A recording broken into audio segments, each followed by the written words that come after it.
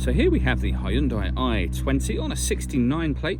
I'm going to start off by showing you around the outside of the car, and then we'll hop in and run through some controls on the inside. But from the outside, you can see it's a 5-door car with alloy wheels and tinted windows. Let's start off inside the boot and then work our way around the rest of the car from there. So as we approach the boot, you can see we have reversing sensors, plenty of boot space as well, along with that 60/40 split folding rear seat, should you wish to increase that boot space even further. Okay, so we're just going to work our way back round to the front of the car, and then we'll hop in and run through some controls on the inside. Now that we've done a full circle of it, you can see that it's in excellent condition the whole way round. Just briefly before we climb in, I think it's well worth seeing the interior from this exterior point of view. There's plenty to run through on the dashboard, so let's hop in and we'll do that right now. Okay, now that we're inside the car, we're going to start with the dials. On the left-hand side, we have the rev counter, and on the right-hand side, the speedometer and fuel gauge. In the middle, you can see the total miles for this car, which are 2,874. You can change the information that's displayed in that section by using buttons on the steering wheel. So we're on the kind of driving data menu at the moment, but there are other menus available as well. So vehicle systems, user settings, and then back round to the beginning again. If we back out to the steering wheel, the controls I was using just a moment ago are over here. We've also got cruise control and speed limiter over on that side of the steering wheel. On the left-hand side, we have phone controls, stereo controls, and voice activation for your phone.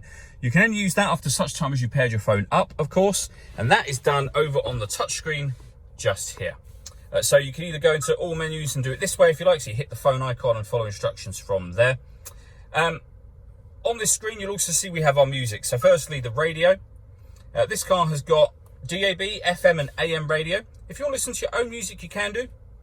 You can either press the media button, or we can go back to the home screen, all menus, and hit media from here. Now, it's greyed out at the moment because nothing is connected. But what you can listen to, an auxiliary device, a USB device. You can stream your music wirelessly via Bluetooth audio. If you plug your smartphone in via the USB, you can see we have Android Auto available to us as well. So plenty of ways to listen to your music in this car. Working our way down, we have the air conditioning. So direction of the fans, the fan speed, and the temperature.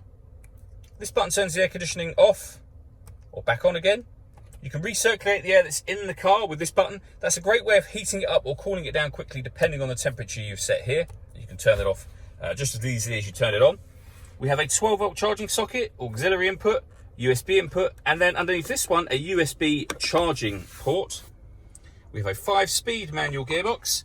And then finally, these two buttons just here. So this one turns off the parking sensors, and this turns off the stop and start. This car is designed to cut out when it's stationary in traffic, which will in turn save you fuel. Hit that button to turn that system off.